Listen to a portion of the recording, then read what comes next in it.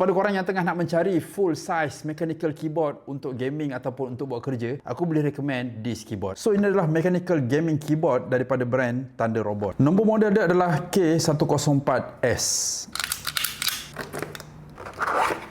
Dalam box dia bagi satu user manual, USB cable, 2 extra switch dan juga satu key puller. Dan ini adalah dia punya keyboard. Masa korang nak beli tu, dia ada beberapa jenis pilihan warna. Yang aku ambil ni adalah warna kelabu putih. So keyboard ni dia adalah full size keyboard. Bahagian belakang ada 2 level stand yang korang boleh naikkan. Dia punya material adalah daripada plastik, and dekat sini ada satu port type C. So keyboard ni korang kena pakai kabel, dia bukannya wireless. Dari segi dia punya keycap, kalau korang tengok memang cantik guys. Dia punya shape tu dia tak macam keyboard lain tau, dia macam klasik sikit. Bahagian bawah keyboard ni cantik, dia ada RGB light, and kalau korang tengok Thunder Robot ni pun dia tukar-tukar warna, cantik gila.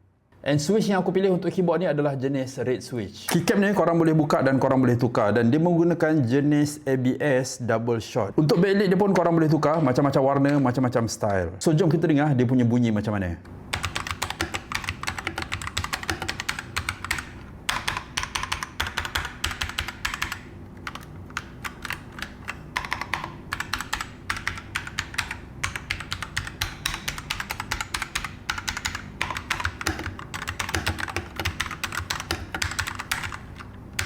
Jujur cakap, bagi aku bunyi dia tak adalah terlalu sedap, tapi selesa bila korang menaip. Lagipun harga dia pun murah, kualiti dia pun solid guys. Macam biasa, kalau korang berminat nak dapatkan, link aku ada sediakan.